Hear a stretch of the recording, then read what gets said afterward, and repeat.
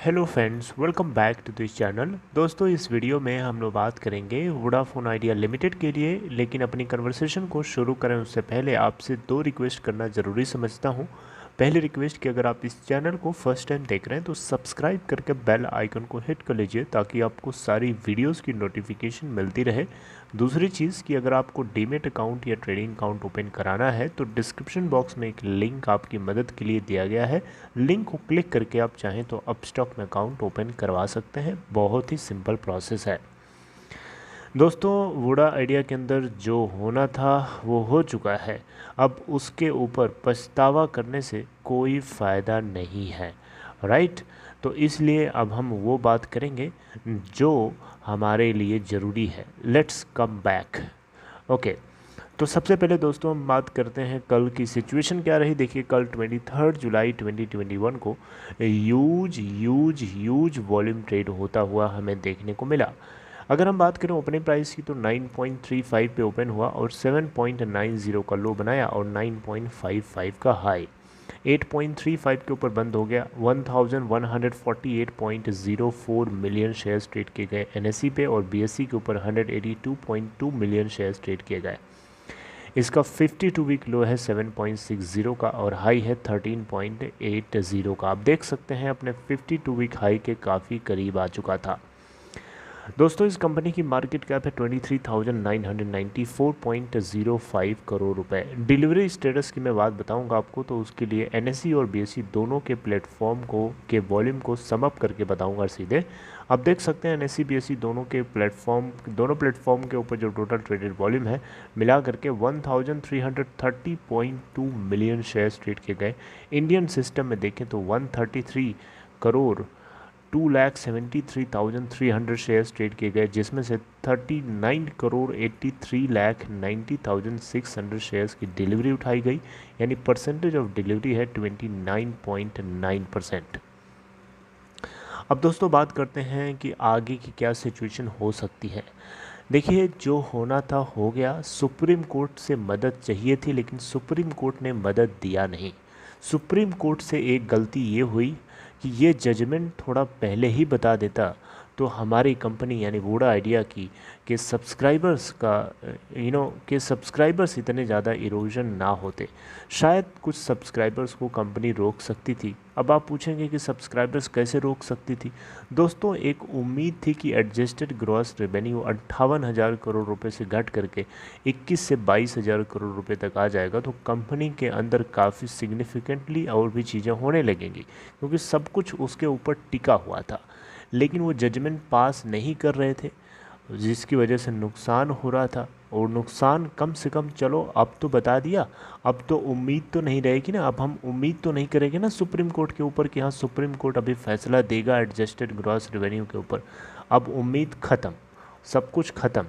अब हम लोग शुरू से स्टार्ट करेंगे। देखिए, कंपनी जो है पहले से कंपनी को पता था, कंपनी को कहीं ना कहीं इस बात की भनक जरूर थी, क्योंकि सुप्रीम कोर्ट के इस तरीके के जजमेंट वो आज से नहीं 20 साल से देख रहे हैं। तो कहीं ना कहीं वोडा आइडिया का मैनेजमेंट इसके लिए प्रिपेयर भी है पहले से। ऐसा नहीं है वो पूरी तरीके से टिका हुआ नहीं था। वो एक बाकी जितने इन्वेस्टर से फंड रेज करने वाले लोग हैं, जहाँ जो एफडी फॉरेन इन्वेस्टर्स हैं, उन सभी को इन बातों का भरोसा था या इसके ऊपर एक उनको विश्वास था थोड़ा सा कि विश्वास के रूप में वो फंड इसके अंदर इन्फ्यूज़ कर सकते थे। लेकिन खैर छोड़िए, अब देखिए क्या होने वाला है। देखिए, कंपनी के पास प्लान बी भी है। आपको पता होगा जो सीईओ हैं इसके, उन्होंने अर्निंग कॉल्स के टाइम पे प्लान बी की बात करना ज़रूरी नहीं समझा, हालांकि एक ऑप्शन है। अब क्या है उसको डिस्क्लोज़ नहीं किया गया, लेकिन अब आगे क्या हो सकता है इसकी अगर हम बात करें तो देखिए, अब वोडाफोन आइडिया के पास एक ये है कि नेक्स्ट फाइनेंशियल ईयर जो हमारा स्टार्ट होगा उसके जस्ट पहले यानी मार्च 31 2022 तक इनको 8,000 करोड़ रुपए का एडजस्टेड ग्रॉस रेवेन्यू डॉट को पे करना है। अब इसके लिए कंपनी जो है मोरेटोरियम चाहती है 1 साल का, और इसके लिए डॉट से डिमांड किया है। अब इसको डॉट देखता कैसे है, ये डॉट क्या ये मोरेटोरियम देगा या नहीं देगा, इसके बारे में अभी क्लैरिफिकेशन नहीं है। लेकिन इसके अलावा अगर हम देखें तो 25,000 करोड़ रुपए कंपनी रेस करना तो चाहती है, लेकिन कोई इन्वेस्टर्स अभी नहीं मिल रहा। लेकिन अब देखते हैं कि कंपनी अब क्या प्लान कर रही है। अब आगे आगे धीरे धीरे चीज़ें पता चलेंगी।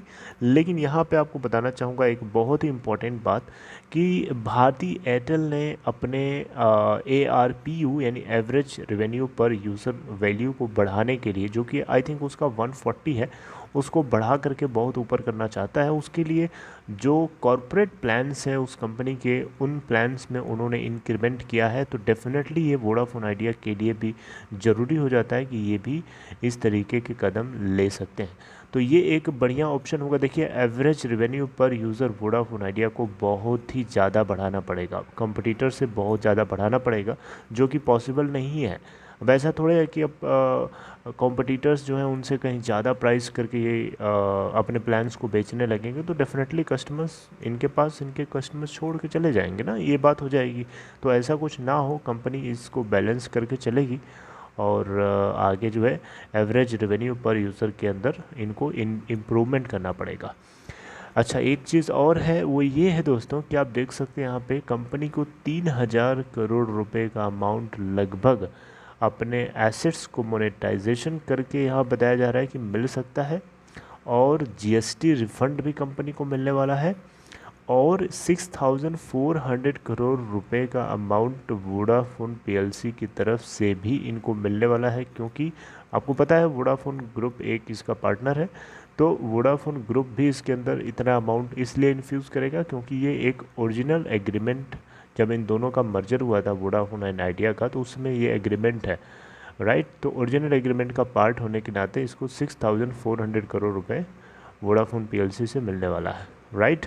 तो यहाँ पे अगर हम देखें तो इनको इस तरीके से लगभग 10,000 करोड़ रुपए के आसपास का अमाउंट जो है मिल सकता है। इसके अलावा डिपार्टमेंट ऑफ टेलीकम्युनिकेशन ने 15,000 करोड़ रुपए के कैपिटल को इन्फ्यूज़ करने फॉरेन डायरेक्ट इन्वेस्टमेंट्स के लिए अप्रूवल दे दिया है लास्ट के 1-2 दिन में। हालांकि इन्वेस्टर्स अभी इनको मिले नहीं हैं, लेकिन अब आगे देखते हैं कि इस न्यूज़ को किस तरीके से वोडाफोन आइडिया फ्रूटिफाई करवाना चाहता है और आगे क्या एक्शन लेता है। ये सारी बातें हमें देखने को मिलेंगी, राइट।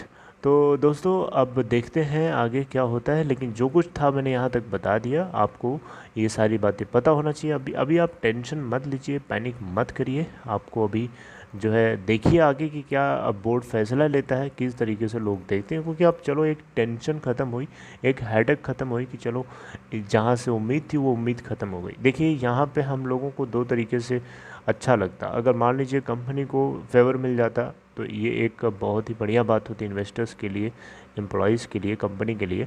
लेकिन चलो एटलीस्ट क्लियर कट बता तो दिया, लटकाया तो नहीं है। चलिए जो कुछ हुआ, thank you for that, thank you supreme court. Okay friends, so this is all in this video. I hope you liked it. If you liked it, this please give a big thumbs up and take care of yourself.